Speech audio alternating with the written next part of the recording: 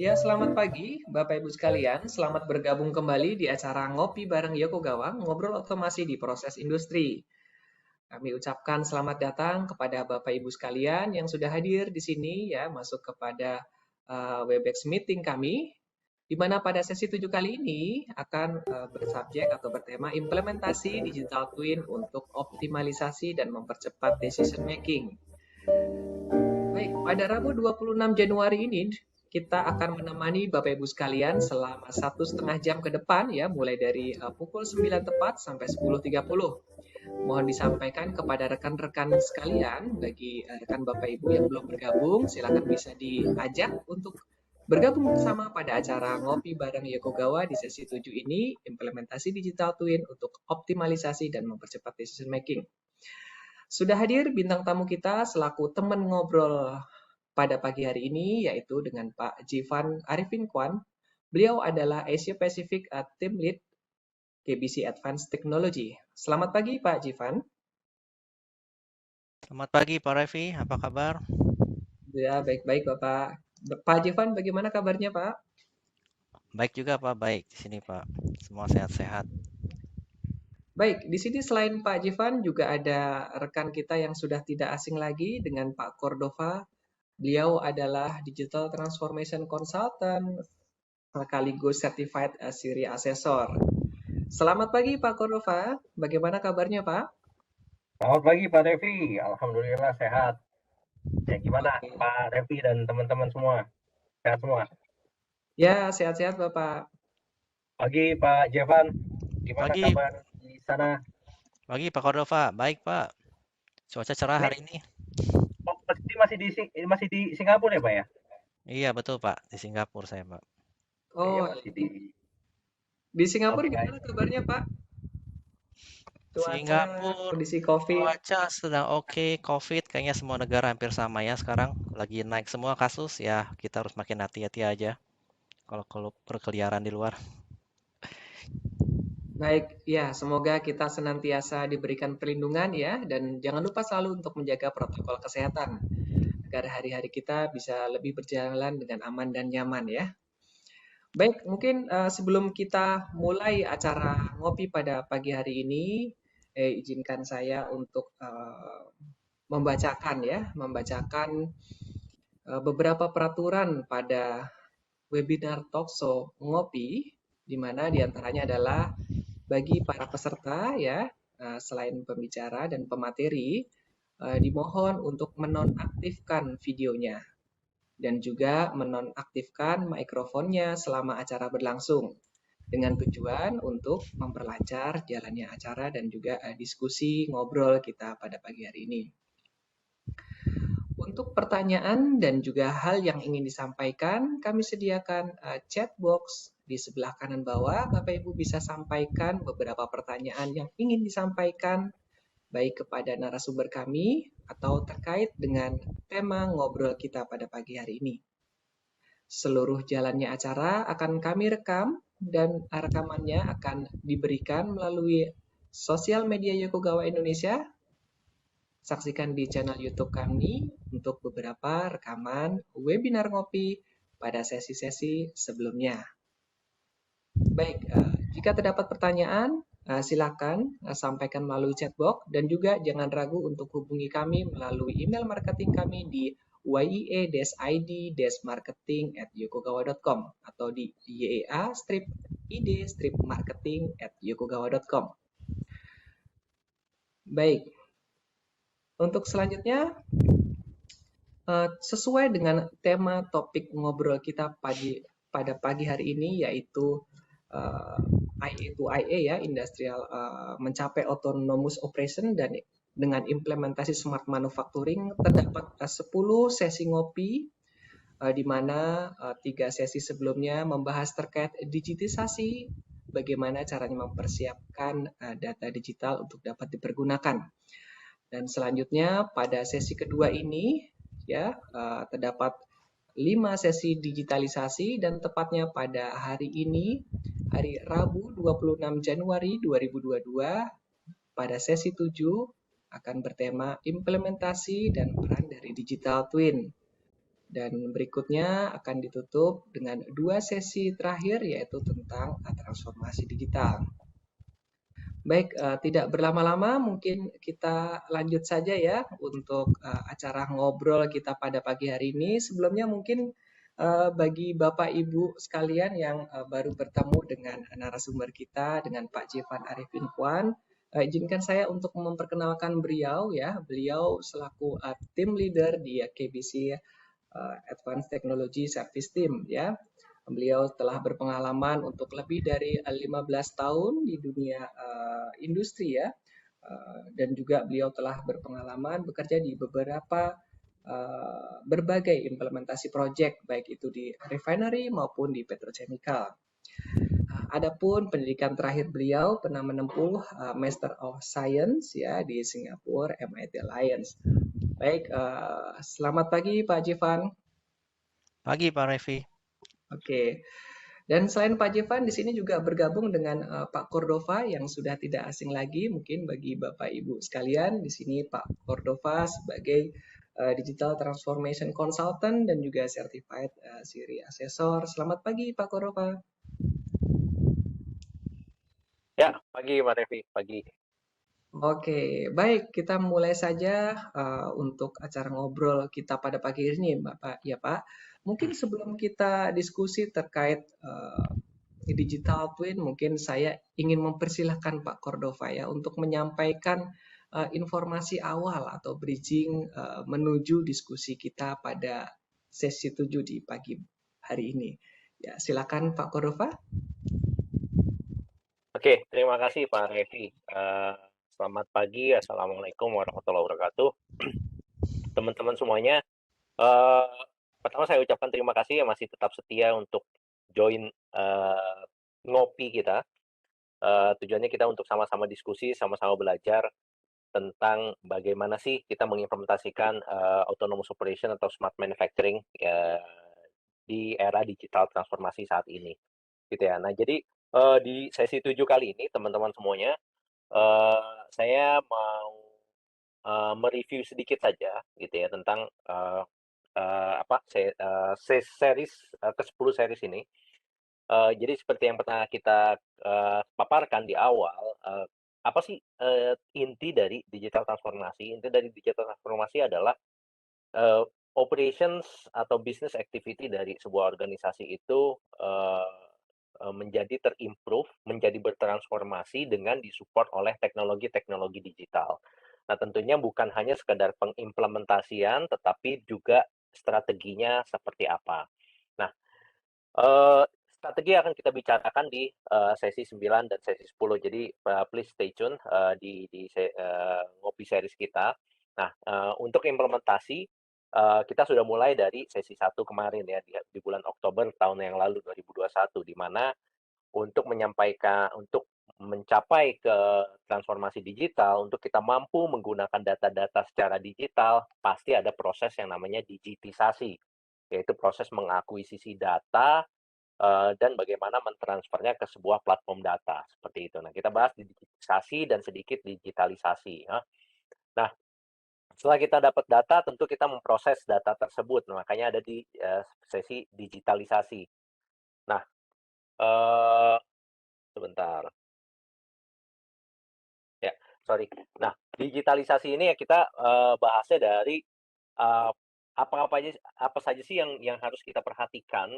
Kita bahas cyber security, lalu fungsi-fungsi apa saja yang biasanya diimplementasikan di fasilitas manufacturing gitu ya untuk dalam proses digitalisasi ini. Makanya kita bahas asset management, terus bagaimana kita mengintegrasikan dengan sistem enterprise di sesi 6 ya 2 minggu yang lalu, dan sekarang kita masuk di sesi 7 pengimplementasian dari digital twin. Nah, kenapa pengimplementasian dari digital twin ini menjadi sebuah topik yang ingin kita angkat menjadi topik diskusi? Karena tadi sudah disampaikan dan juga sudah disampaikan juga di sesi-sesi awal bahwa inti dari transformasi digital adalah bisnis bisa lebih agile, decision making bisa dilakukan lebih cepat, lalu competitiveness juga semakin meningkat ya dengan adanya pengolahan data secara digital, kita bisa menganalisanya, kita bisa mendapatkan insight dari data-data tersebut, bahkan kita bisa melakukan prediksi atau prediktif dengan ya bantuan seperti artificial intelligence, machine learning dan lain sebagainya.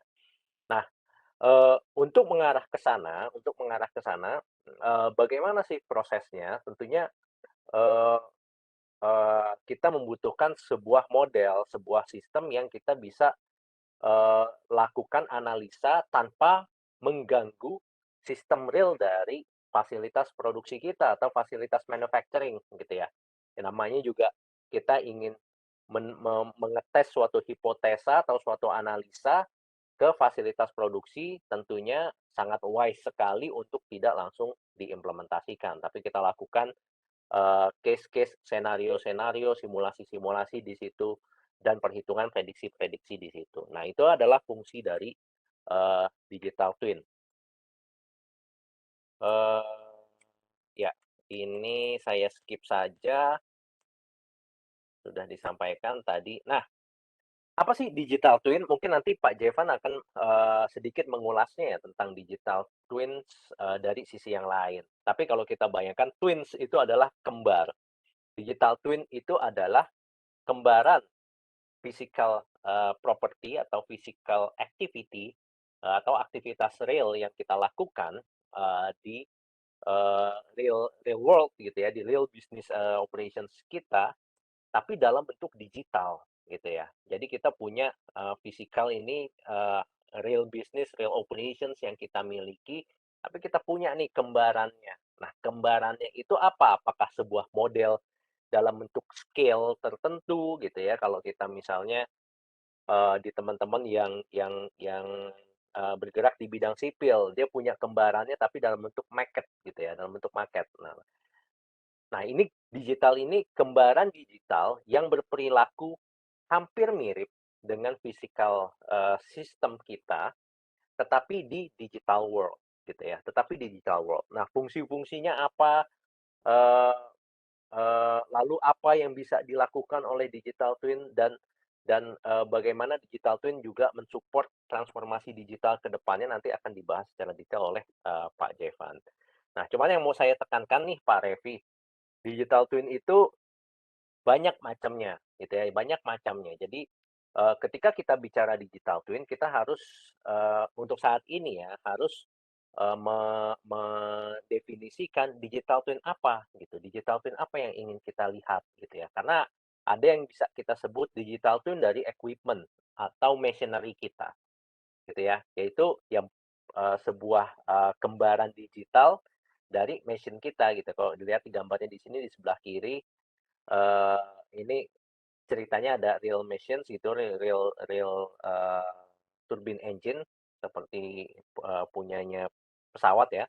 Lalu ada digital kembaran digitalnya yang berperilaku sama dan mungkin juga mempunyai komponen-komponen di dalam yang sangat detail yang benar-benar mirip dengan equipment realnya. Lalu ada aset digital twin. Aset digital twin di mana di sini kita bisa mengetahui sampai komponen terkecil gitu ya, apa sih yang terinstall gitu ya, di aset kita gitu ya, lalu perilakunya seperti apa gitu, itu bisa kita monitor juga. Nah, ini salah satu aset digital twin, jadi kalau kalau misalnya kita seperti main game gitu ya, ini aset digital twin mungkin kita bisa trace, kita bisa berjalan di dalam sini, kita untuk melihat eee, real plan kita tapi dari sisi digital. Ya, tujuannya juga untuk mengetahui poin-poin penting dari aset kita.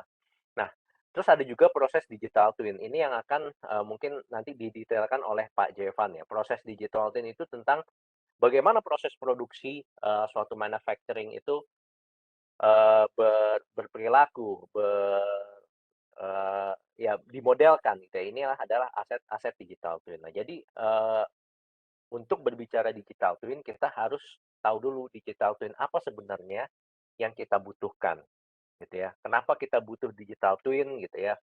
Jadi kita tahu nanti kita bisa definisikan digital twin mana yang kita butuhkan sehingga penggunaannya bisa lebih tepat dan bisa lebih efisien juga, dan akan mendukung transformasi digital secara optimal juga nanti.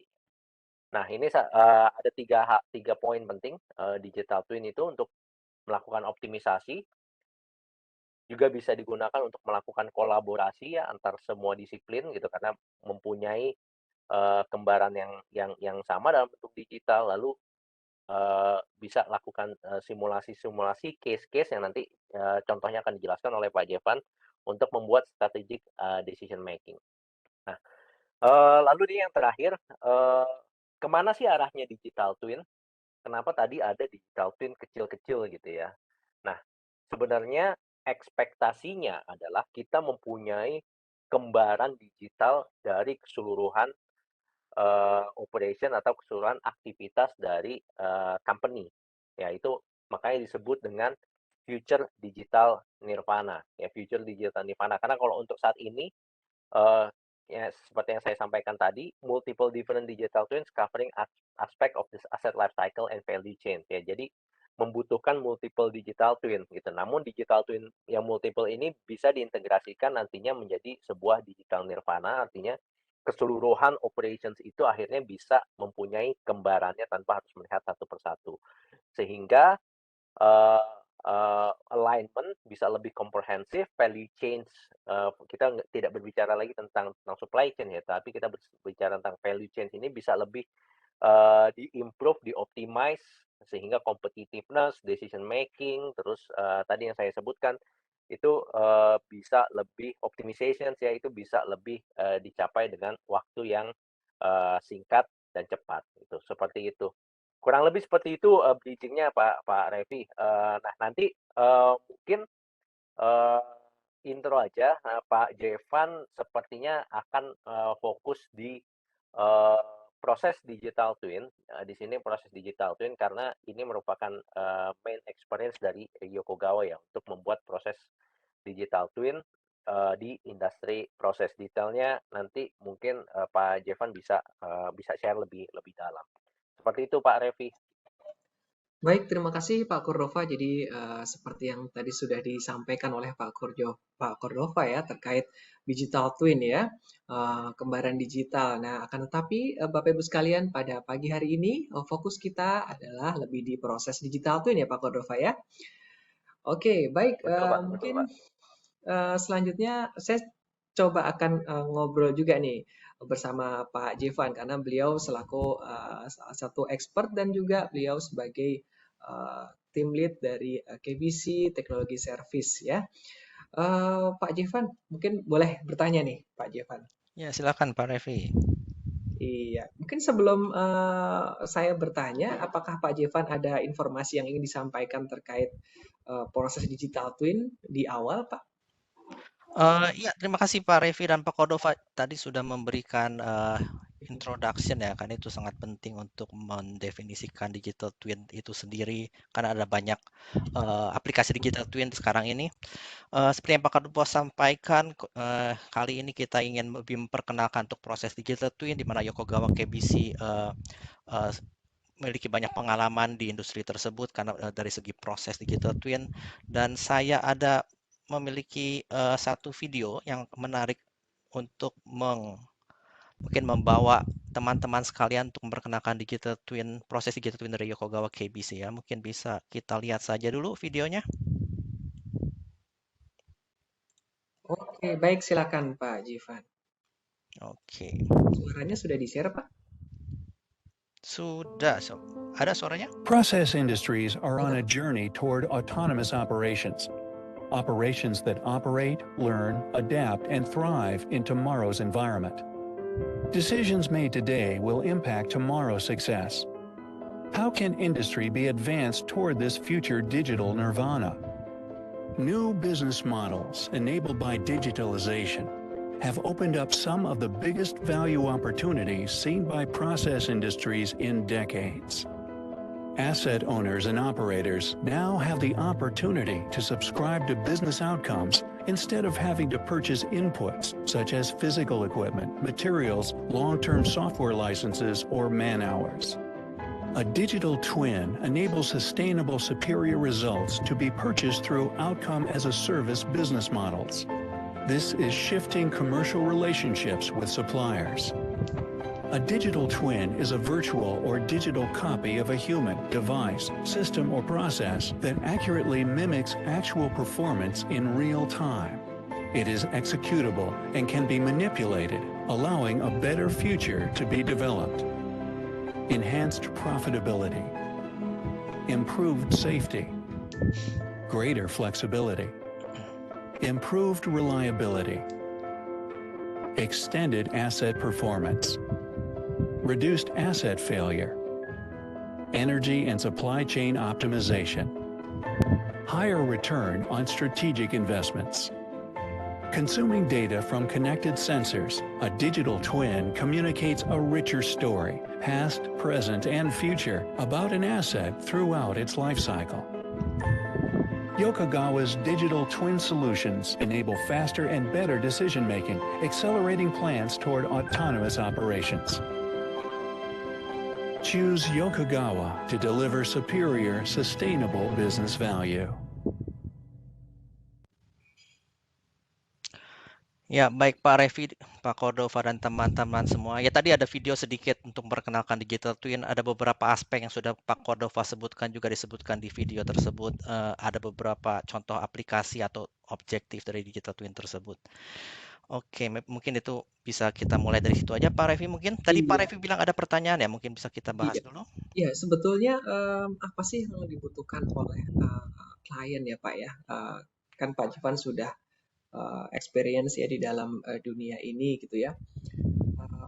Terkait kebutuhan atau yang diinginkan mereka ya terhadap digital twin ini gitu Pak. Jadi sebetulnya background-nya apa mungkin Pak Jivan bisa sharing kepada teman-teman semuanya. Oke, baik Pak Revi, terima kasih pertanyaan. Ya, itu penting sekali ya, seperti yang sudah Pak Cordova juga Pak Revi tadi sebutkan, juga sesuai dengan tema ngopi kita dari sesi 1 sampai sekarang sesi 7, di mana kita sudah membahas soal digitisasi, bagaimana kita di dunia digital sekarang kita memiliki banyak data di aset-aset kita, atau pelan-pelan dari customers dan sebagainya. Langkah pertama yang sudah disebutkan dan dibahas digitisasi adalah untuk bagaimana cara mendapatkan atau mengkategorikan data-data tersebut yang sekarang ini adalah sangat banyak data, mungkin ada ribuan atau ratusan ribu atau bahkan jutaan data yang bisa kita retrieve berdasarkan historical performance. Setelah itu tentu saja kita sudah bahas sedikit di sesi-sesi sebelumnya, kita juga bisa memakai data tersebut untuk melakukan monitoring, melakukan analisis. Tapi sebetulnya setelah itu, what's next? Apa langkah selanjutnya? Apakah the real next activity yang ingin kita lakukan dari setelah mendapatkan data-data atau informasi tersebut? Tentunya untuk stakeholder yang ingin kita lakukan adalah melakukan decision making. Jadi ujung-ujungnya kita ingin melakukan decisions, apakah ada sesuatu yang harus kita lakukan, apakah ada sesuatu yang harus kita rubah, dan tujuannya tentu saja untuk mendapatkan profit yang lebih lagi dari segi aset. Jadi digital twin di sini adalah untuk mengadres kebutuhan tersebut, di mana kebutuhan tersebut adalah seperti di slide ini. Sebentar saya ganti sedikit. Adalah mengenai decision making.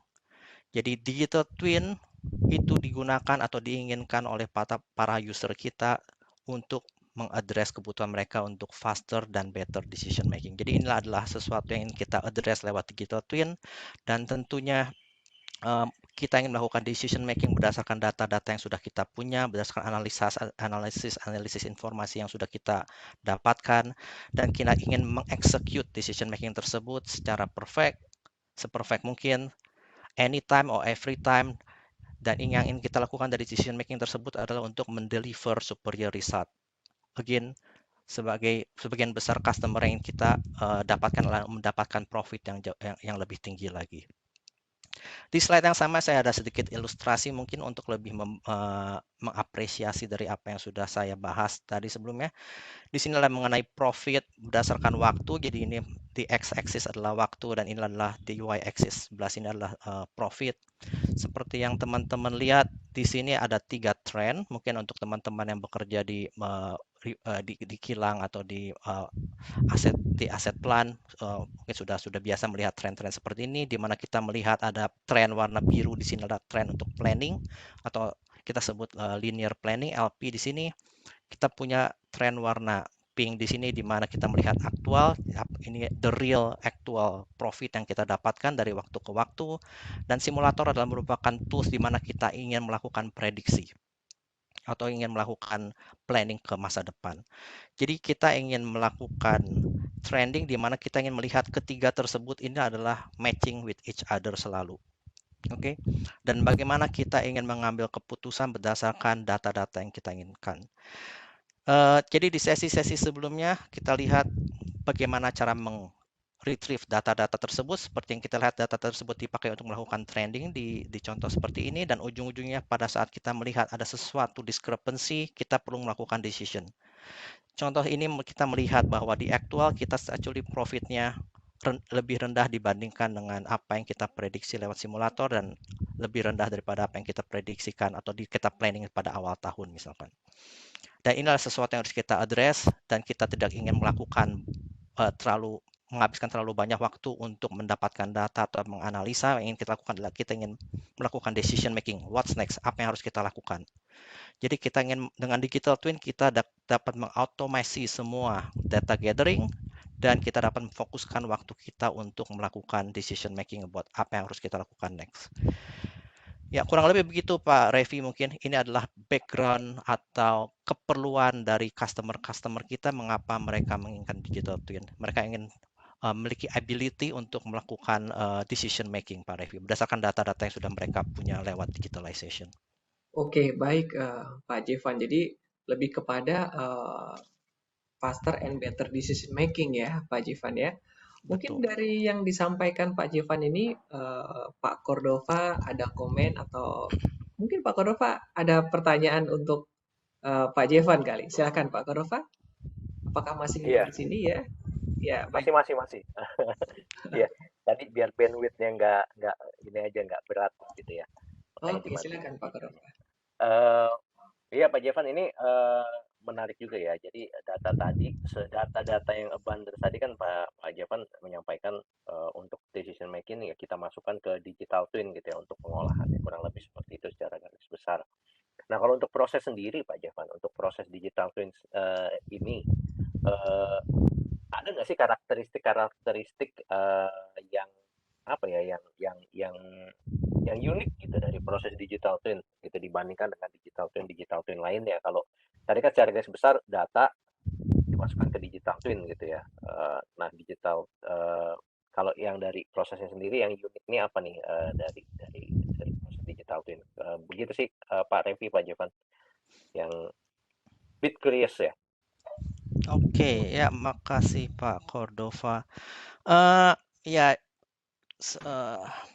Kita ada beberapa karakteristik unik, atau actually is a must. Kita harus memiliki karakteristik ini untuk menyebut apakah aplikasi atau solusi tersebut adalah digital twin. Mungkin kalau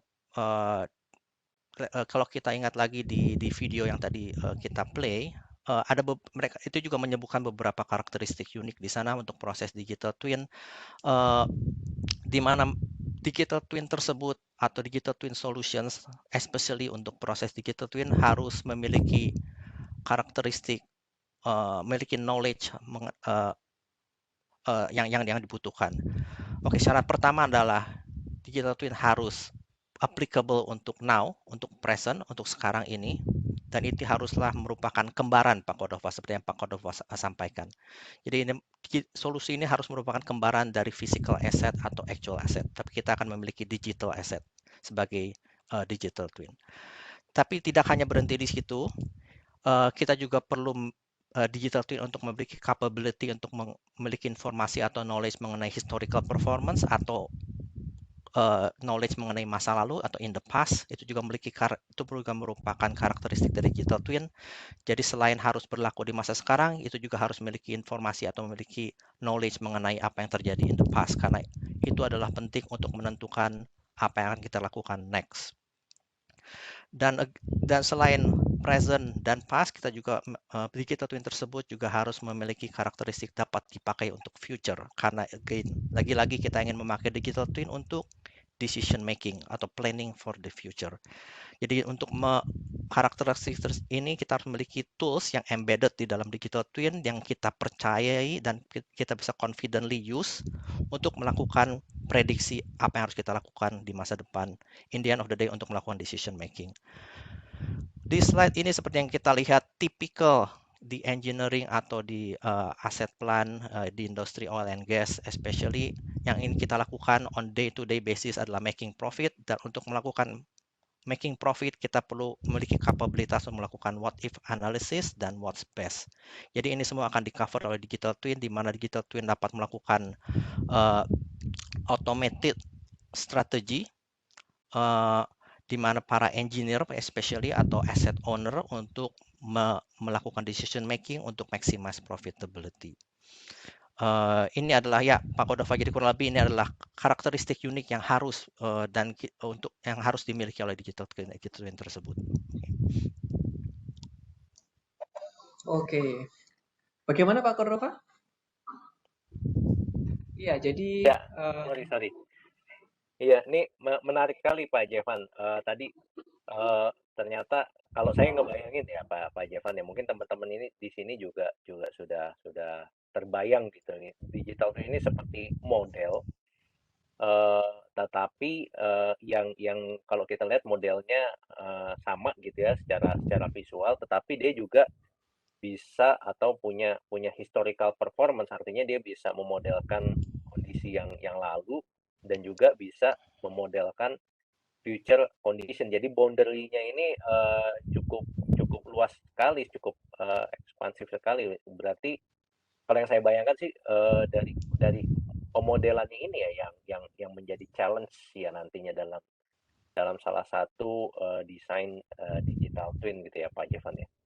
Ya betul Pak Cordova. Mungkin kalau boleh saya tambahkan, sebenarnya untuk memodelkan plan atau proses kita sudah mulai itu sudah lama sekali, mungkin 20-30 tahun yang lalu kita sudah mulai soal bagaimana memodelkan plan. Kita tidak perlu digitalisasi untuk melakukan itu, tapi mungkin teman-teman yang sudah familiar dengan proses modeling mungkin memiliki pengalaman tidaklah mudah untuk membangun atau membuat sebuah model karena perlu banyak manual human intervention di sana, di mana harus melakukan tuning, harus melakukan analisis data, making sure datanya make sense, dan dengan melakukan semua itu ujung-ujung kita ingin memiliki model yang applicable untuk kita. Tapi yang merupakan tambahan digital twin adalah kita mengekspansi model tersebut, di mana kita ingin model tersebut automatically updated by times, jadi kita tidak perlu menghabiskan waktu untuk lagi dan lagi memvalidasi model. Jadi kebanyakan model, kalau kita ngomongin soal model simulasi, kita bisa bikin model simulasi dengan sangat mudah. Untuk sekarang tidak perlu digitalisasi, kita bisa bikin model yang aplikasi untuk sekarang itu sangatlah mudah. Kita bisa dapat software A, software B, software C dengan sangat mudah sekarang ini. Tapi yang menjadi challenge adalah bagaimana dengan minggu depan, bagaimana dengan bulan depan, bagaimana dengan tahun depan. Kita harus, kalau tanpa digitalisasi atau tanpa digital twin, kita perlu melakukan atau mengulang apa yang kita lakukan sekarang di minggu depan, karena kita perlu mentune model lagi, perlu gather data lagi, kita perlu memvalidasi model lagi. Jadi itu adalah effort yang perlu kita lakukan dari waktu ke waktu, dan mungkin adalah sebuah waste ya, kita bisa bilang sebuah waste, itu merupakan waktu yang terbuang.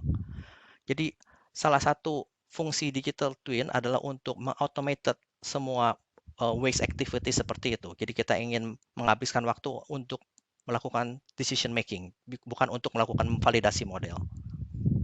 Jadi ya karakteristik digital twin adalah ingin berlaku untuk di minggu depan, berlaku di bulan depan, berlaku juga di tahun depan. Karena ini karakteristik digital twin di mana pada setiap saat digital twin memiliki knowledge mengenai what happened in the past dan menggunakan data tersebut untuk memvalidasi model atau digital twin model secara otomatis.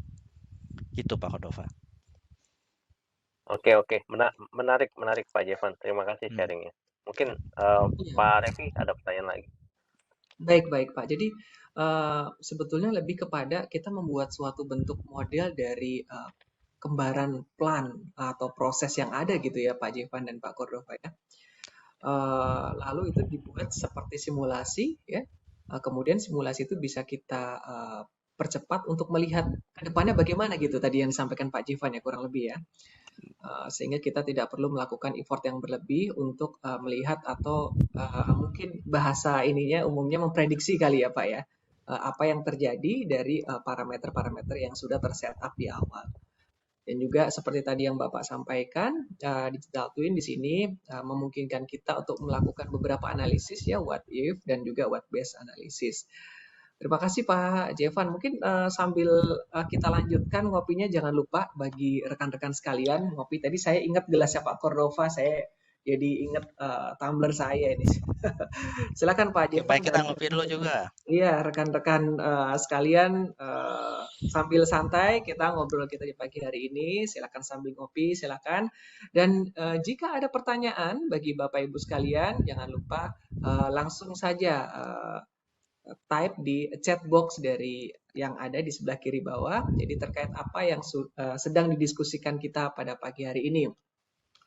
Baik, Pak Jevan, Pak Cordova, mungkin selanjutnya saya ingin bertanya kembali ya, atau terkait Pak ke digital twin ini ya.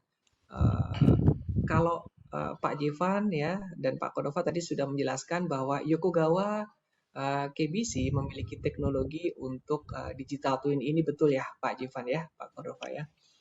Nah sebetulnya saya ingin menanyakan nih, fitur detail apa sih gitu ya, fitur apa saja yang ada di digital twin yang bisa dideliver oleh KBC Yokogawa ini. Nah mungkin Pak Jevan bisa share juga ke rekan-rekan kita yang join ngopi pada pagi hari ini. Ya silakan Pak Jevan. Ya, baik Pak Revi, terima kasih pertanyaannya.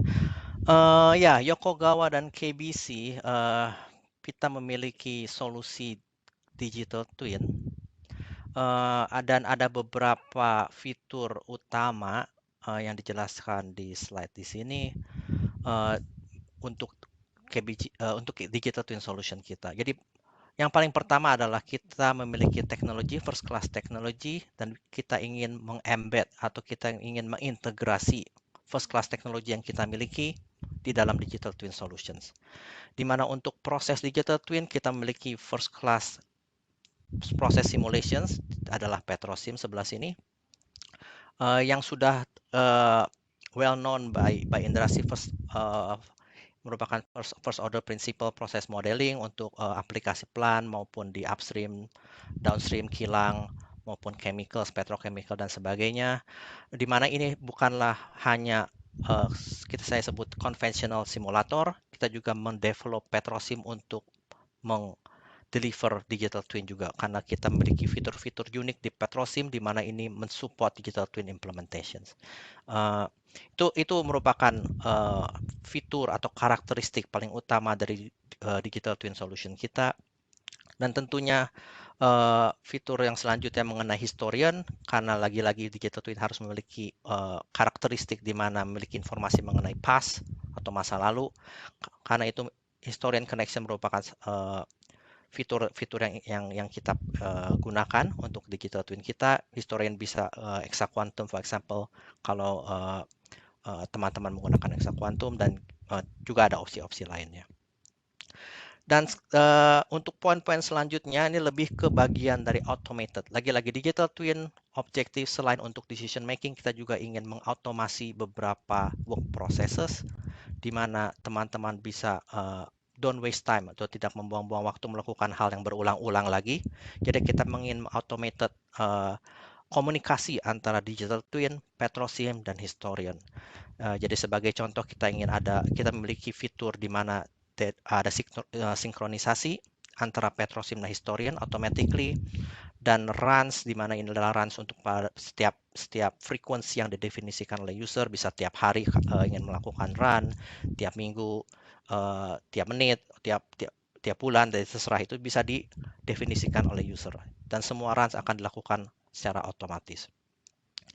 Dan setelah kita melakukan integrasi dan juga runs, ujungnya apa yang kita ingin kita lihat, tentunya seperti yang sudah disampaikan di awal, kita ingin melihat bagaimana performance plan kita, kita bandingkan dengan planning, kita bandingkan dengan simulator. Jadi kita akan ada integration di mana kita bisa mendapatkan info-info tersebut dan dapat melakukan seamless integration dan juga trending. Dan yang kedua terakhir di bawah ini adalah lebih ke bagian visualisasi. Tentunya untuk asset owner mungkin tidak ingin melihat secara detail every single parameter yang terjadi di dalam aset, tapi ada beberapa critical parameter yang ingin mereka lihat atau mereka monitor tiap pagi atau tiap minggu. Jadi kita bisa mempresentasikan dashboard, reports atau riset di dalam dashboard, dan kita bisa mendesain info-info tersebut untuk easy access. Dan untuk teman-teman engineer, di mana kalian ingin mengutak-ngatik atau melakukan troubleshooting atau optimisasi, di dalam digital twin tersebut juga memiliki fitur di mana kalian bisa melakukan drill down untuk spesifik data, melakukan drill down untuk analisis, untuk troubleshooting melalui Petrosim software yang akan di-embed di dalam digital twin. Oke. Ya, jadi kurang lebih ini adalah fitur-fitur utama dari digital twin solution kita. Oke, baik Pak Jivan. Jadi untuk teknologi proses digital twin-nya tadi ada seperti simulator juga namanya Petrosim ya Pak ya? Iya, betul Pak Revi. Oh, oke. Baik, dan juga beberapa fitur lainnya sekaligus bagaimana caranya untuk memberikan report gitu ya atau dashboard. Nah, itu menggunakan aplikasi lain atau bagaimana ya Pak Jivan ya? Ya, itu bisa menggunakan aplikasi lain sesuai dengan keinginan user. Kita bisa integrasikan dengan Yokogawa Solutions atau third party. Tentunya bisa kita set up sesuai dengan needs from the user, Pak Revi. Oke, baik Tapi Pak seperti Jivan. yang Pak Revi sampaikan, Petrosim merupakan core atau merupakan komponen utama di dalam digital twin solution kita, Pak. Oke, baik Pak Jivan. Mungkin kayaknya teman-teman di sini yang join ngopi pada pagi hari ini juga penasaran nih Pak Jivan ya. Jadi tampilannya seperti apa sih Pak untuk aplikasi dari softwarenya itu atau mungkin Pak Jivan bisa memberikan gambaran gitu ya tampilan dari aplikasi tersebut gitu ya. Lalu juga detail gitu ya, detail dari aplikasi mungkin Petrosim tadi ya. Silakan Pak Jivan mungkin menyampaikan juga terkait detail dari aplikasinya gitu ya Pak. Oke, boleh Pak Revi, baik. Ya ada beberapa, slide ini menunjukkan beberapa gambar, mungkin lebih gampang untuk diapresiasi. Seperti yang sudah Pak Cordova sampaikan dan juga mungkin beberapa teman-teman di industri yang sudah familiar dengan proses simulator.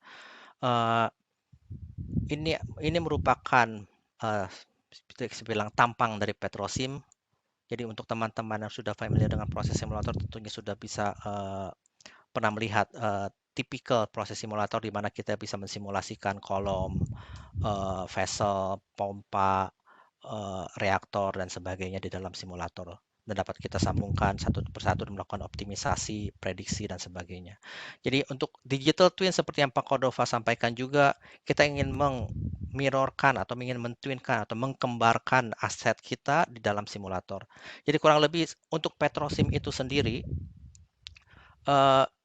secara konseptual adalah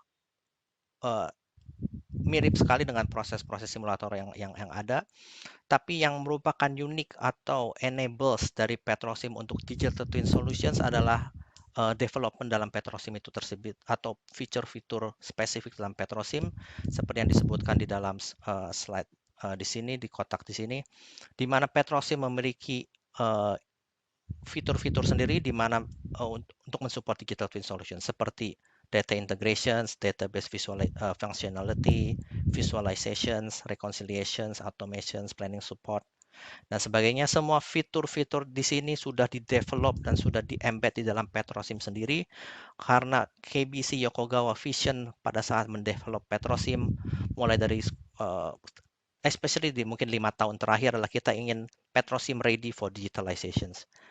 Jadi sekarang ini ketika digital twin atau digitalization mulai membludak lagi di dunia ini, Petrosim sudah ready untuk diimplementasikan sebagai core dari digital twin solutions.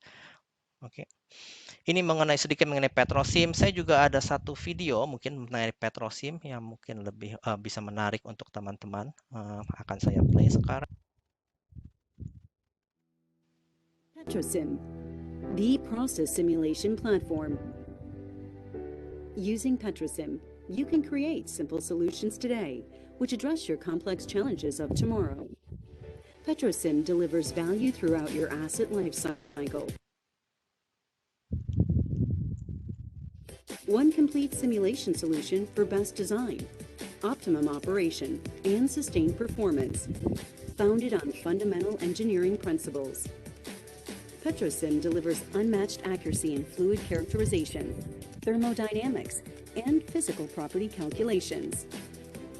Its industry-leading suite of process unit models and pipeline network plugins and connectivity to real-time data sources creates a digital twin of the process that is scalable without simplifying the science. This assures fast and reliable analysis in support of routine unit performance monitoring to aid decision-making. Validate your production planning with Petrosim by updating LP model parameters when they no longer represent reality. Optimize your asset design over the life of the asset to reduce design margin and assure agility for the future.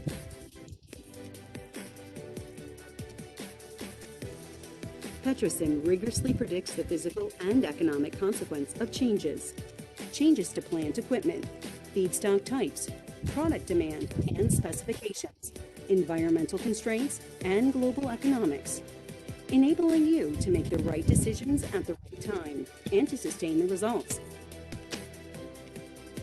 Petrosim, making the complex simple.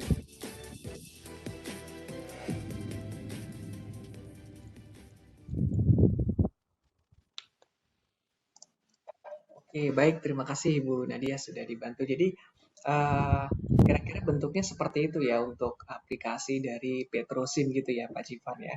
Jadi Iya, betul betul. mungkin ya disampaikan oleh Pak Jivan bahwa ada beberapa fungsi gitu ya dari Petrosim di mana kita mungkin untuk membuat suatu data integrasi, rekonsiliasi dan yang lainnya gitu ya.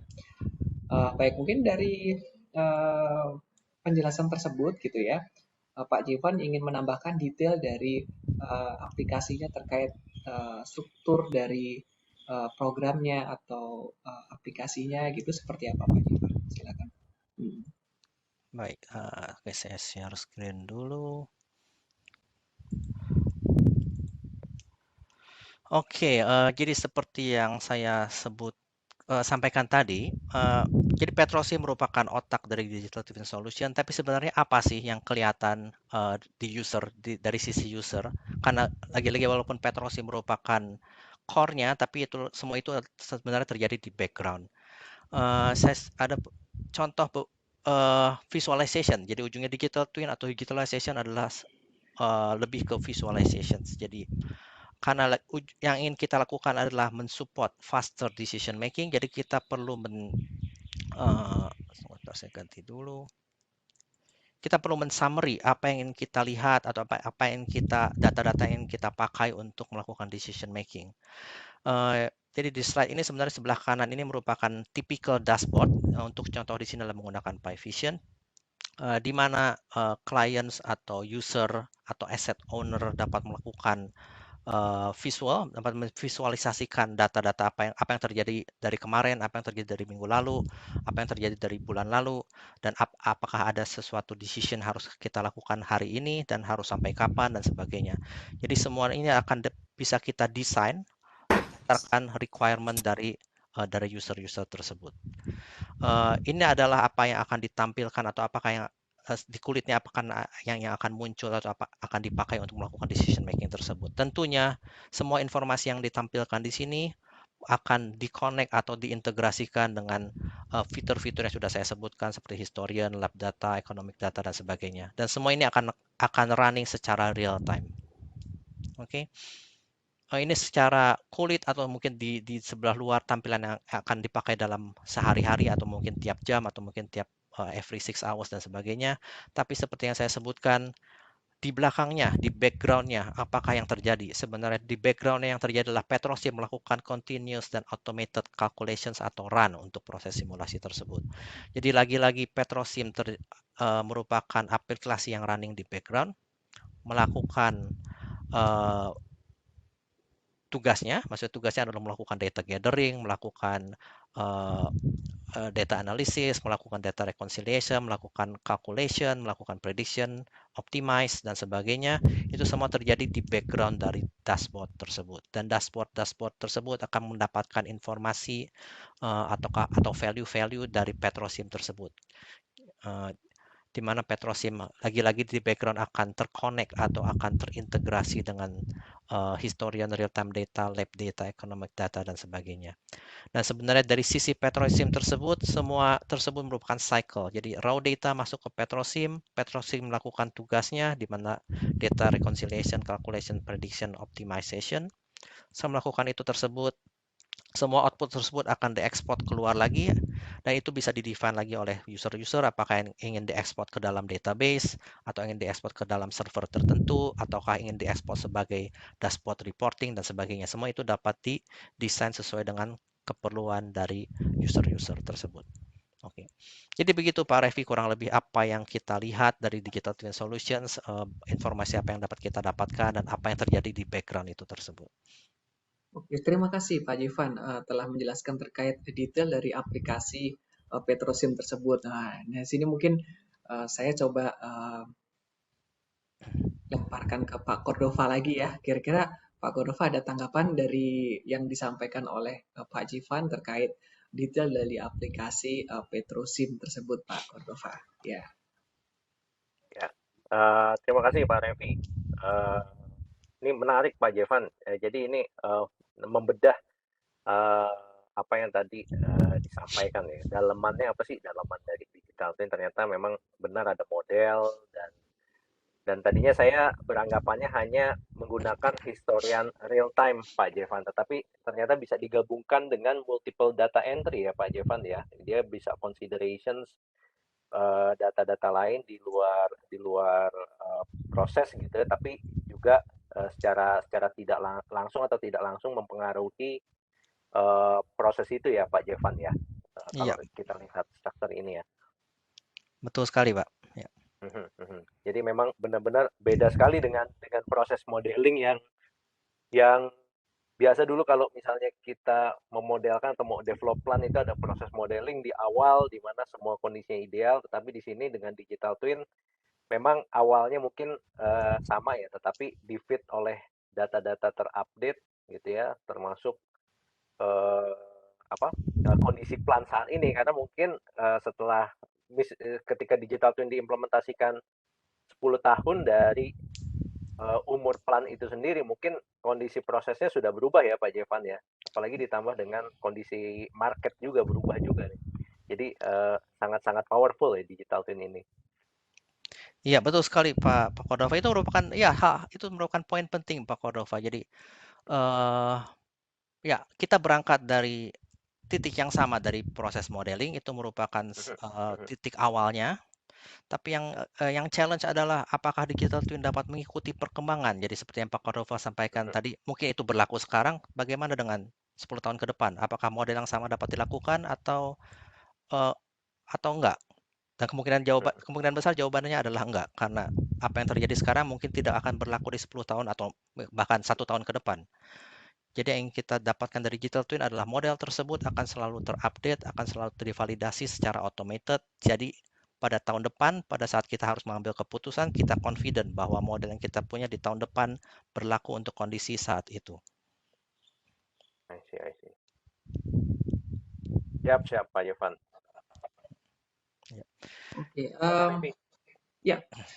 Saya mungkin penasaran juga nih terkait arsitektur. Mungkin Pak Jivan bisa menyampaikan terkait arsitektur dari aplikasi tersebut ya. Karena tadi kan Petrosim tidak sendirian dalam hal ini kan ada historian dan yang lain-lain gitu. Jadi atau Pak Jivan bisa sampaikan Pak terkait detail architecture dari aplikasi tersebut gitu ya.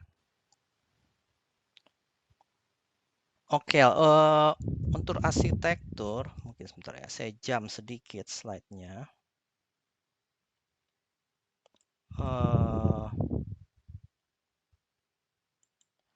Saya agak jam sedikit ya, slide ini mungkin lebih ter-applicable di sana arsitekturnya. Ya seperti yang dilihat di sini agak banyak komponen digital twin. Oke. Jadi digital twin itu sendiri merupakan KBC digital twin atau Yokogawa digital twin merupakan petrosim based model digital twin di mana kita melakukan otomasi data, automatic data gathering, automatic validation, automatic optimizations. Dan secara arsitektur Pak Revi, ya the beauty atau kecantikan dari digital twin adalah potensial integrasi dengan solusi-solusi yang lain atau dengan arsitektur yang lain.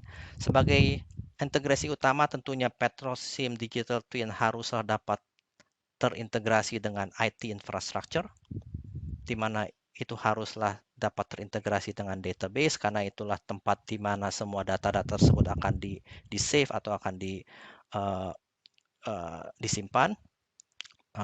Bukan hanya data tapi juga hasil simulasi tersebut semua akan disimpan dalam database. Jadi secara arsitektur dengan IT haruslah sangat dapat terintegrasikan, dan juga historian yang biasanya merupakan aplikasi terpisah, dan itu juga harus dapat terintegrasikan secara IT infrastructure, di mana petrosim digital twin haruslah dapat terintegrasikan dengan plan historian di dalam network yang sama. Oke, dan semua itu dapat dilakukan. Selain itu dapat juga terintegrasikan dengan DCS. Baik, terima kasih Pak Jevan. Ya Pak. Kenapa Pak Revi? Apa ada pertanyaan atau?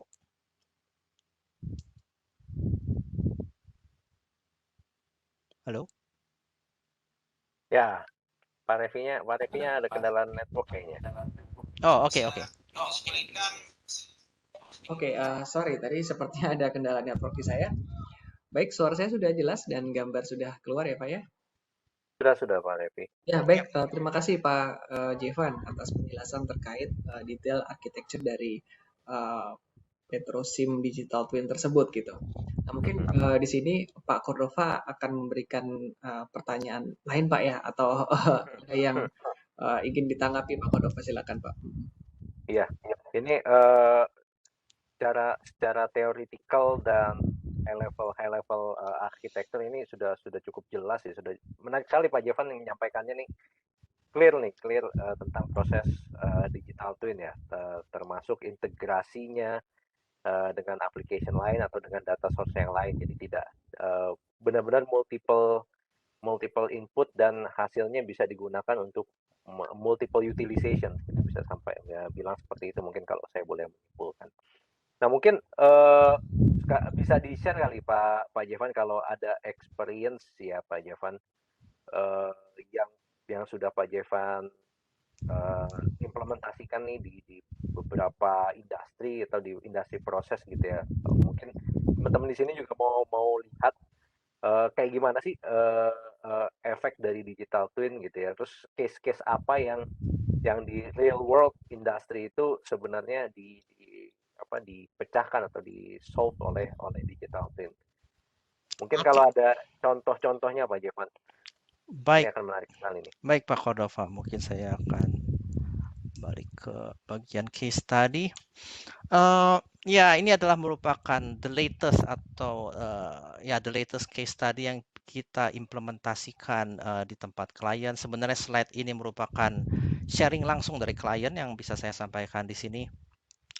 Sebenarnya di mana klien tersebut mengimplementasikan digital twin seperti yang disebutkan di kotak sebelah kiri sini. Sebentar ya. Mereka mengintegrasikan digital twin, petrosim based digital twin, di mana mereka melakukan itu dengan mengintegrasikan dengan data yang mereka punya, dan mereka melakukan modeling. Pada awalnya mereka melakukan modeling untuk crude distillation column. Oke, ini merupakan kilang di mana mereka ingin melakukan optimisasi energi untuk kolom crude distillation. Yang menarik dari klien ini adalah mereka tidak ingin hanya stop di sana. Mereka tidak hanya ingin memiliki Petrosim Digital Twin, tapi seperti yang teman-teman dapat lihat, mereka ingin mengimplementasikan one step after that, yang merupakan mereka implementasikan machine learning. Ini merupakan satu hal yang sangat menarik menurut saya, di mana yang menarik digital twin itu bukan hanya digital twin itu sendiri, tapi sebenarnya adalah potensial ekspansi digital twin. Seperti yang Pak Cordova sampaikan tadi, ada banyak potensial di mana digital twin dapat diintegrasikan dengan solusi-solusi yang lain, dan yang paling banyak disebutkan saat ini atau ingin dimiliki oleh banyak dari klien kita adalah mereka ingin mengintegrasikan dengan AI, artificial intelligence atau machine learning.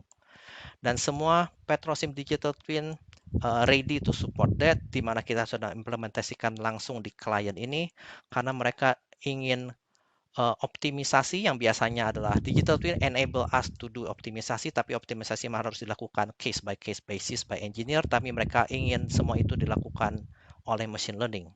Jadi yang dilakukan untuk klien ini adalah kita meng-setup Digital Twin, Petrosim Digital Twin model, kita integrasikan dengan machine learning, di mana machine learning itu akan learn from experience using both plant and synthetic data. Jadi machine learning, kalau teman-teman yang familiar dengan machine learning itu harus belajar dulu kasarnya kan. Seperti anak-anak sekolah, machine learning awalnya tidak tahu apa-apa, tapi harus belajar menggunakan data tersebut. Setelah belajar, maka dapat melakukan decisions untuk kita. Jadi kita tidak perlu human untuk melakukan decisions. Machine learning dapat merekomendasikan decision apa yang harus dilakukan next. Jadi machine learning perlu memiliki data-data tersebut, kita sebut dengan istilah synthetic data. Jadi kita mengkombinasikan plant data merupakan historian dan synthetic data yang akan di-develop dari Petrosim Run mungkin 2-3 tahun terakhir, dan dari data-data tersebut machine learning akan continuously learning untuk make decision. Oke. Dan semua optimisasi decisions akan direkomendasikan oleh machine learning, sehingga klien tersebut hanya perlu mengimplementasikan rekomendasi-rekomendasi dari machine learning. Oke. Jadi tujuan dari klien inilah untuk melakukan energy optimisasi untuk crude distillation plant. Dan secara struktur adalah seperti ini. Dan secara result, seperti yang disampaikan di slide ini, mereka dapat saving sekitar 400 ton natural gas per year dari implementasi tersebut. Dan dari segi environmental, karena sebenarnya ini klien adalah berlokasi di Eropa, seperti yang teman-teman mungkin tahu, di Eropa mereka memiliki komitmen untuk environmental yang sangat lebih ketat dibanding di Asia. Jadi mereka memiliki driver yang sangat kuat untuk CO2 emissions. Jadi dari sisi environmental mereka dapat mencapai CO2 emissions commitments sekitar 1.100 ton CO2 per year, yang merupakan besar untuk mereka.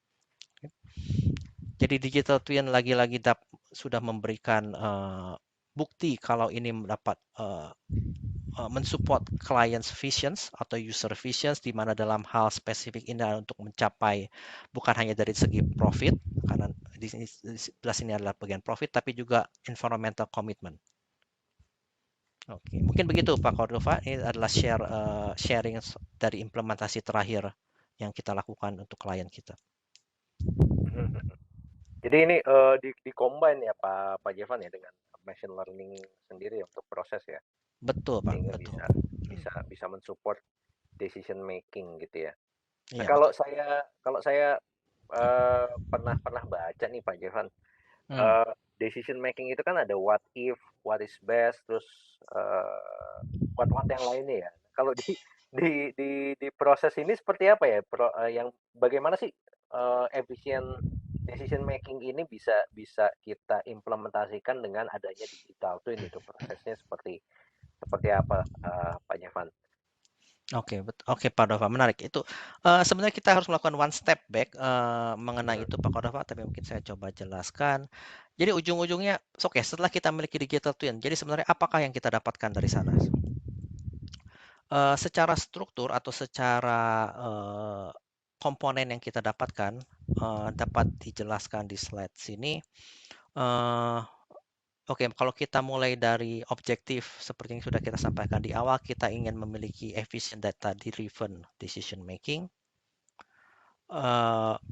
Jadi kita lihat secara komponen atau secara journey, kita memiliki Petrosim merupakan simulation model di mana kita ekspansi Petrosim conventional model ke dalam digital twin solutions, di mana Petrosim model akan selalu melakukan data update automatically, data validations, data monitoring dan analisis dan sebagainya.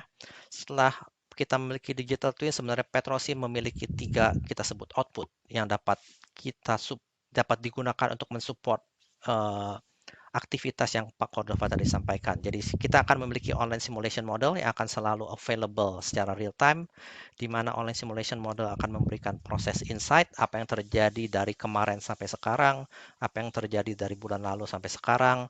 Jadi semua informasi itu akan terdapat atau dapat diakses di dalam online simulation model dalam digital twin. Berikutnya, setelah kita memiliki simulation model yang selalu terupdate, selalu up to date, dan kita secara confident dapat percaya diri untuk menggunakan model tersebut untuk next step, tentunya kita dapat menarik atau mencabut model tersebut dari digital twin, kita sebut secara offline simulation model, dan itu dapat digunakan untuk melakukan what if analysis. Jadi misalkan kita udah digital twin udah mengupdate model dari bulan lalu sampai sekarang. So, jadi hari ini kita memiliki updated model yang sudah memimik atau mirror actual plant performance today, hari ini. Dan saya ingin melakukan what if. Jadi kita dapat menggunakan model tersebut, kita bisa tarik model tersebut secara offline, dan kita dapat melakukan what if analysis sendiri. Jadi kita ingin mencoba menaikkan temperatur 10 derajat, ingin mencoba mengganti mungkin recycle 10% dan sebagainya. Kita ingin melihat bagaimana impact tersebut ke dalam plan sebelum kita mengimplementasikan tersebut di actual plan. Tentunya kita ingin mencoba hal tersebut di dalam virtual plan yang kita punya atau digital plan yang kita punya. What if analysis. Yang berikutnya adalah what's best. Ini terintegrasikan dengan APC dan real time optimizations, di mana kita dapat mengintegrasikan digital twin yang merupakan akurat model untuk melakukan real time optimizations. Jadi ini untuk melakukan what best. Base digital twin, seperti yang saya sampaikan, melakukan analisis what if analysis atau what's best analysis itu dilakukan secara ad hoc basis, meaning human atau real person atau orang atau engineer harus melakukan itu sendiri untuk melakukan what if analysis. Tapi seperti yang saya sampaikan di contoh case study tadi, sebenarnya yang menarik adalah ekspansi atau potensial ekspansi itu tersebut, di mana kita melihat bahwa semua analisis ini, what if ataupun what best, dapatlah diotomasi apabila kita mengimplementasikan machine learning dan AI. Jadi semua ini secara overall in the near future, kita dapat melihat bahwa semua analisis dapat dilakukan secara automated dengan aplikasi machine learning ataupun AI. Begitu Pak Cordova. Oke, great. Jadi ini prosesnya ya, atau beberapa fungsi untuk melakukan simulasi dan prediksi supaya kita bisa lebih confident ya. Sip. Oke, ya Pak Revi, mungkin sepertinya teman-teman banyak yang nanya juga ya di ini ya Pak Revi ya di. Iya. Baik, terima kasih Bapak Ibu. Ini sudah ada beberapa pertanyaan ya di chatbox ya, dan juga kita sudah kumpulkan untuk dijawab ya. Namun sebelum kita lanjut ke sesi untuk menjawab pertanyaan atau sesi Q&A, kita sekaligus menutup materi yang disampaikan Pak Jevan ya, dan juga sekaligus kesimpulan nih Pak Jevan ya. Kita mungkin boleh Pak Cordova, Pak Jevan, kita mungkin apa saja yang bisa kita dapatkan dari implementasi proses digital twin ini. Pak Jevan bisa membuat suatu summary dan juga sekaligus penutup dari apa yang disampaikan pada pagi hari ini. Nah, sebelum selanjutnya nanti kita lanjutkan ke sesi untuk menjawab pertanyaan dari rekan-rekan yang join acara ngopi pada pagi hari ini. Baik, silakan Pak Jevan. Oke, baik Pak Revi, terima kasih. Oke, sebagai conclusions atau penutup, baik digital twin merupakan aplikasi di mana tujuan utamanya adalah untuk decision making purpose. Dan untuk mendapatkan meaningful digital twin, tentunya kita perlu understanding teknologi and work process. Jadi ini merupakan prerequisite sebenarnya. Kita harus memiliki teknologi yang mumpuni dan kita harus memiliki work processes yang automated. Oke, dan semua itu adalah akan diaddress melalui KBC Digital Twin yang menggunakan Petrosim sebagai core dari Digital Twin Solutions. Oke, dan secara value yang kita dapatkan adalah lagi-lagi untuk faster identification and resolutions, di mana melalui data gathering yang cepat dan akurat kita dapat melakukan decision making. Kita juga dapat menggunakan digital twin untuk melakukan optimizations, ini lebih ke what's best analysis, dan decision making yang kita lakukan adalah decision making yang terjustifikasi. Yang ingin kita pakai adalah decision making, data driven decision making. Jadi kita decision making berdasarkan data yang sudah kita sampaikan, yang sudah kita dapatkan, dan juga berdasarkan proses simulasi yang kita percayai.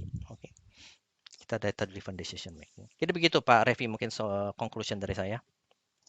Baik, terima kasih Pak Jevan atas kesimpulan yang disampaikan. Mungkin Pak Cordova sekaligus menutup sebelum kita beralih ke Q&A ya. Jadi Pak Cordova ada tambahan terkait conclusion pada sesi pagi hari ini. Silakan Pak Cordova. Ya, terima kasih Mas Revi. Terima kasih Pak Jevan, kesimpulannya sudah cukup luas gitu ya. Mungkin menambahkan saja gitu, ketika implementasi digital twin ini kita kan requires an understanding nggak hanya dari teknologi tapi juga dari work process ya. Ini menyampaikan ke teman-teman kalau Yokogawa dalam proses digital twin ini memang disupport oleh KBC yang memang sangat experience dalam proses, bukan hanya dari sisi engineering ya, tetapi juga dari sisi operations-nya ya. Jadi kita ada berbagai subject matter expert untuk implementasi digital twin ini yang bekerja sebagai konsultan memang untuk menganalisa dari awal proses, challenge, dan juga business operations sebelum pengimplementasian digital twin ini. Jadi subject matter expert termasuk dari tim Pak Jevan juga memang tugasnya adalah menganalisa di awal, melakukan assessment di awal, melakukan implementasi digital twin ini dengan tepat ya. Jadi bukan semata-mata subject matter expertnya hanya mengerti proses gitu ya, tetapi memang Yokogawa dan KBC mempunyai subject matter expert atau konsultan yang juga berpengalaman dalam operation, sehingga simulasi-simulasi dan model-model yang di-develop memang benar-benar akurat atau memiliki keakuratan yang cukup tinggi untuk diimplementasikan sebagai digital twin gitu. Jadi kalau misalnya nanti teman-teman ingin berdiskusi langsung tentang proses implementasi ya dari awal gitu ya, strateginya seperti apa, bisa kontak ke Yokogawa KBC ya Pak Revi ya, ke Yokogawa Indonesia untuk kita diskusi lebih jauh. Mungkin nanti Pak Jevan juga kita gangguin lagi nih gitu ya untuk diskusi lebih jauh nih implementasinya, karena saya paham sekali Pak Jevan untuk implementasi ini proses di awalnya ini cukup challenging ya untuk mengerti challenge yang ada di real conditions dari plan tersebut. Seperti itu sih Pak Revi, tambahan dari saya. Oke, baik, terima kasih Pak Cordova. Ya, terima kasih Pak Jevan untuk diskusi yang sangat menarik ya. Saya akan bacakan masing-masing satu persatu, mungkin dapat direspon oleh Pak Jevan dan juga Pak Cordova secara singkat mungkin ya, karena di sini udah cukup banyak juga pertanyaannya. Mungkin yang pertama ini dari Bahtiar, apakah digital twin Yokogawa KBC dapat diintegrasikan dengan digital twin lainnya? serta bagaimana implementasinya ya. Silakan Pak Jivan untuk merespon pertanyaan tersebut. Baik, tunggu sebentar. Kebetulan saya bisa share dari slide yang saya ada.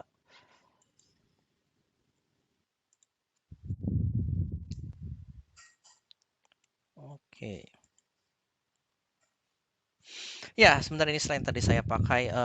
Jadi slide ini sebenarnya memiliki beberapa komponen yang disampaikan di slide ini. Pertama adalah seperti yang saya sampaikan, secara internal dengan IT infrastructure, digital twin dapat terintegrasikan. Oke.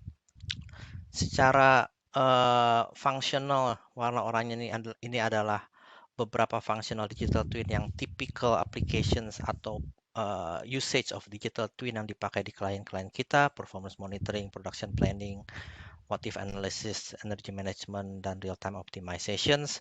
Dan yang menarik juga di sini ada logo machine learning, di mana kita bisa mengimplementasikan machine learning untuk aplikasi yang ada di sini.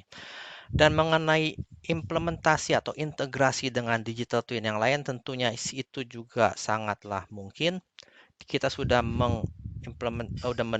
beberapa klien kita sudah mengintegrasikan Petrosim Digital Twin dengan digital twin solusi yang lain di dalam organisasi mereka, di mana sebagai contoh ada equipment digital twin di mana digital twin tersebut lebih memfokuskan ke dalam misalkan pompa atau kompresor, bagaimana detail lebih ke detail untuk equipment tersebut, dan tentunya untuk melakukan digital twin atau mensimulasikan digital twin secara equipment tersebut mereka membutuhkan data-data, dan kadang-kadang data itu terdapat di lapangan, terdapat di analyzer, kadang-kadang ada beberapa data yang tidak ada di lapangan, harus dikalkulasi dulu, di mana kalkulasi tersebut dapat dilakukan di dalam Petrosim Digital Twin. Jadi sehingga kita dapat men-import dan ekspor informasi dari digital twin yang satu dan digital twin yang lain untuk melakukan digital twin calculation. Sama dengan reliability, untuk teman-teman yang dari reliability mungkin lebih ke bagian availability dari equipment atau plant, di mana membutuhkan data-data historical dari segi temperatur, pressure, ataupun apapun yang untuk melakukan reliability predictions. Dan reliability digital twin dapat mengintegrasikan data-data tersebut dengan Petrosim Digital Twin, sehingga data-data tersebut dapat digunakan untuk melakukan kalkulasi dalam reliability digital twin. Jadi ya, sebagai summary Pak Revi, jadi digital twin Petrosim merupakan digital twin by itself, tapi juga dapat beraksi atau dapat memberikan peran untuk memberikan input untuk digital twin yang lain. Tambahan satu lagi, di mana lagi-lagi dari bagian user yang akan mereka lihat adalah dashboard. Jadi dalam dashboard tersebut akan men-summarize semua digital twin yang ada terdapat di company tersebut. Ya, jadi semua akan terintegrasikan di dalam satu dashboard atau satu report. Mungkin begitu Pak Revi. Oke, baik. Terima kasih Pak Jivan atas responnya. Lalu yang kedua di sini ada dari Pak Yusuf. Menurut pengalaman Yokogawa, apakah membutuhkan effort yang besar dari user untuk memaintain digital twin setelah diimplementasikan? Ya, silakan. Mungkin jawaban singkat dulu Pak. Oke, Ya. baik Pak Revi. Ya, pertanyaan menarik. Ini sebenarnya pertanyaannya banyak ditanyakan oleh klien-klien kita. Challenge buat mereka adalah lagi-lagi kita bikin digital twin saat ini, tapi bagaimana dengan tahun depan? Apakah masih dapat dipakai? Seberapa confident-kah kita untuk memakainya? Bagaimana dengan 5 tahun lagi? Bagaimana dengan 10 tahun lagi? Jadi seperti yang saya sampaikan, salah satu fitur KBC Digital Twin adalah melakukan automated run, automated calibrations, automated validations, automated data analysis. Tujuan dari melakukan automated tersebut adalah untuk meyakinkan atau memastikan bahwa model-model tersebut akan mengikuti akan terupdate secara real time. Jadi dari segi maintenance, effort tersebut tidaklah banyak karena semua work process atau mungkin 90%, 90% dari work process akan di-automated. Tentu saja untuk meng-apply final maintenance atau meng-approve final update of the model dapat dipilih oleh user untuk melakukan masih secara manual. Jadi secara summary, effortnya tidaklah sebanyak effort di awal, tentunya seperti Pak Cordova lakukan. Effort di awal akanlah untuk memvalidasi model adalah cukup besar, tapi setelah itu untuk kedepannya akanlah sangat minimum. Mungkin gitu Pak Revi. Oke, baik. Terima kasih, Pak Jevan. Lalu berikutnya adalah pertanyaan dari Febri ya. Di sini apakah ada requirement dasar atau level bawahnya yang harus seperti requirement dasar atau level bawahnya harus seperti apa untuk menerapkan digital twin ini? Mungkin bisa dijawab dengan singkat lagi, Pak. Iya, Pak. Oke, sebenarnya soal requirement dasar adalah pertama, digital twin haruslah tools based dan requirement adalah untuk memiliki tools yang yang akurat dan dapat dipercayai. Dan untuk KBC Yokogawa Digital Twin semua itu akanlah di-deliver lewat Petrosim karena Petrosim adalah proven technology yang dimana akurasinya adalah nomor 1 berdasarkan feedback dari klien kita. Jadi makanya kita selalu meng-embed teknologi kita yang adalah Petrosim untuk sebagai core dari Digital Twin untuk mengaddress requirement dasar tersebut. Mungkin gitu Pak Revi. Oke, baik Pak Jevan. Mungkin di sini Pak Cordova ada tambahan Pak, ya sambil menunggu kita menjawab pertanyaan berikutnya. Iya, menarik nih pertanyaan tentang requirement dasar ya, karena balik lagi tadi informasi di awal atau semangat dari ngopi kita ini adalah digital transformasi ya. Tentunya di requirement dasar dari implementasi digital twin yang tadi juga udah disampaikan oleh Pak Jevan, kita punya data nih, datanya abundance gitu ya. Nah, data itu di-collect, bagaimana meng-collect-nya tentu ya dengan instrumentasi yang ada di lapangan, lalu ada sebuah platform yang penting ya, kalau kita lihat gambar yang terpampang di sini ya, platformnya itu seperti database, terus plan historian gitu ya. Itu tentunya kalau di era digital transformasi sekarang software atau platform-platform tersebut sudah memiliki open atau requirement yang sangat mudah gitu, memiliki open proses automation protocol Pak Revi. Mungkin ini juga nyambung sedikit dengan apa yang kita diskusikan di sesi 4 ya terkait integration atau OT/IT integrations ya, dari bagaimana menghubungkan data yang ada di lapangan atau data-data lainnya dengan proses-proses digital yang ada untuk transformasi digital. Jadi requirement dasarnya itu Pak Revi, platform data yang open proses sehingga mudah untuk diakses oleh engine-engine lainnya. Dan mungkin ini nanti juga di Petrosim sendiri outputnya juga open ya, mungkin nanti bisa dikoreksi oleh Pak Jevan gitu ya, sehingga mudah untuk diintegrasikan dengan aplikasi atau digital twin lain. Nanti silakan Pak Jevan bisa address hal tersebut. Itu sih Pak Revi. Makasih. Baik, terima kasih Pak Cordova. Jadi platform data yang open tadi ya yang dibutuhkan di level untuk penerapan digital twin itu. Baik, selanjutnya mungkin bisa saya bacakan pertanyaan selanjutnya Pak karena cukup ada beberapa pertanyaan lagi dari Pak Eko ya. Apakah software atau manual Pak? Mungkin ini terkait dengan pembuatan ini kali ya, modelingnya ya. Apakah software atau manual Pak dari Pak Eko Sabtono Rohmat? Mungkin Pak Jevan bisa memberikan jawaban atau klarifikasi terhadap pertanyaan tersebut. Software atau manual? Oke, mungkin saya kurang paham pertanyaannya. Tapi ya Petrosim sebenarnya adalah software proses simulasi, di mana tentunya untuk model awal atau model pertama tentunya ada beberapa manual input yang perlu dilakukan.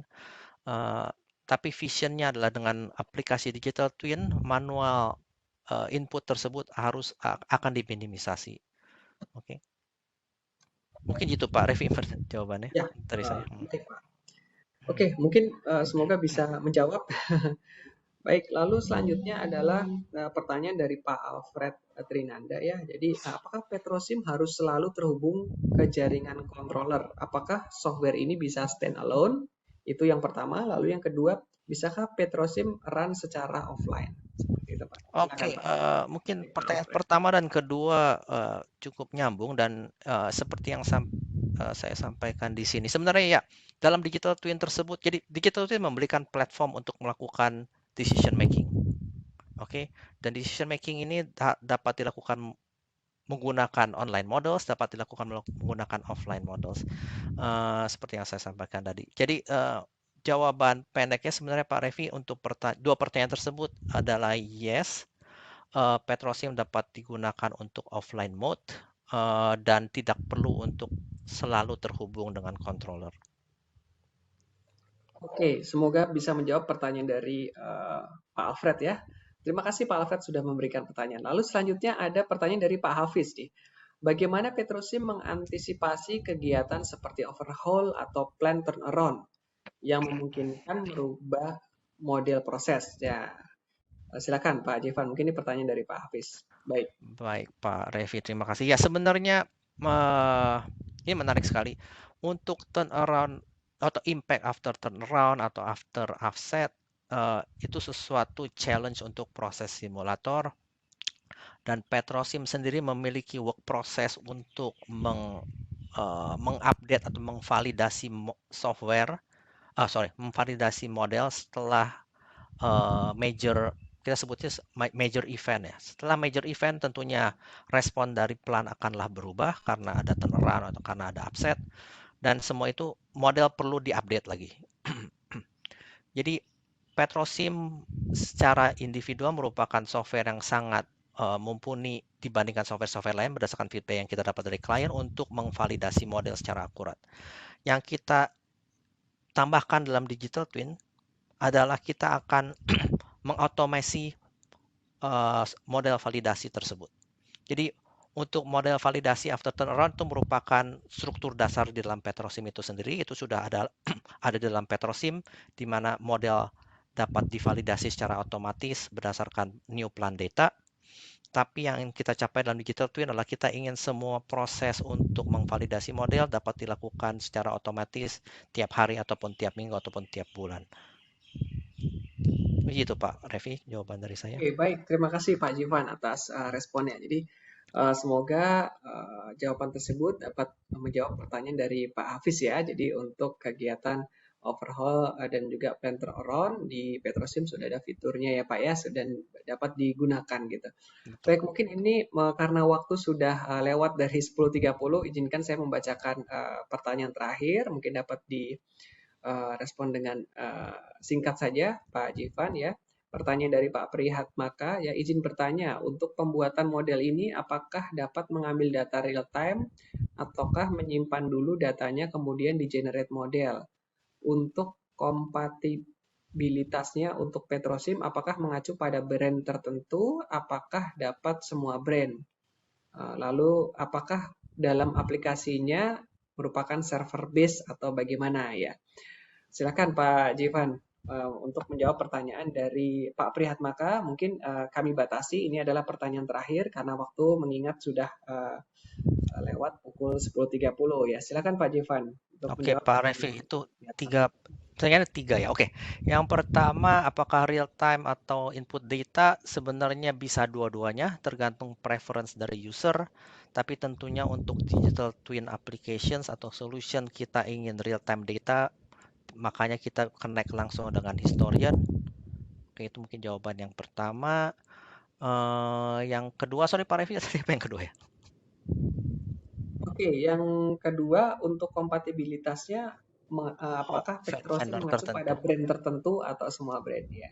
Oke, tidak. Jawabannya tidak karena Petrosim model adalah fitur validasi model di Petrosim adalah berdasarkan real plan data. Jadi kita punya, for instance, kinetic model, kita tidak berdasarkan brand tertentu atau vendor tertentu atau licensor tertentu, tapi kita purely berdasarkan actual plan performance atau actual plan data. Oke. Itu mungkin jawaban nomor 2, Pak Revi. Sorry, yang nomor 3. Lalu berikutnya yang terakhir ya, apakah dalam aplikasinya server base atau bagaimana nih Pak? Iya. Oke, lagi-lagi ini bisa dua-duanya. Untuk offline atau individual troubleshooting, tentunya itu bisa offline disimpan di dalam komputer sendiri, laptop sendiri. Tapi untuk digital twin applications kita ingin semua user di dalam satu organisasi dapat mengakses model yang sama untuk consistency purpose. Jadi model tersebut haruslah disimpan di dalam server. Oke, mungkin gitu Pak Revi. Oke, baik. Terima kasih Pak Jivan atas responnya terhadap beberapa pertanyaan yang disampaikan oleh Bapak Ibu pada pagi hari ini. Terima kasih Bapak Ibu. Namun mohon maaf kami harus batasi pertanyaan yang disampaikan. Untuk selebihnya kami akan mengcapture semua pertanyaan dari Bapak Ibu sekalian dan kemudian akan kami jawab secara online ya nanti ya. Jawabannya akan kami summary dan kami berikan ke Bapak Ibu sekalian. Baik, terima kasih Pak Jivan dan Pak Cordova atas waktunya karena mengingat waktu sudah 10.30 ya. Jadi di sini kami ingin menyampaikan ya penutup gitu ya. Baik, mungkin sekian yang bisa kami sampaikan. Terima kasih banyak atas waktu Bapak Ibu sekalian selama 1,5 jam ke depan. Pantau dan terus follow sosial media kami ya di LinkedIn PT Yokogawa Indonesia, Facebook Yokogawa Indonesia, dan Instagram @yokogawa_Indonesia. Ya, besar harapan kami untuk dapat berhubungan dengan Bapak dan Ibu sekalian melalui sosial media kami dan juga secara online. Saya Revianto Setiawan dari Marketing Yokogawa Indonesia mengucapkan terima kasih atas partisipasinya. Stay safe, stay healthy, dan salam sampai jumpa.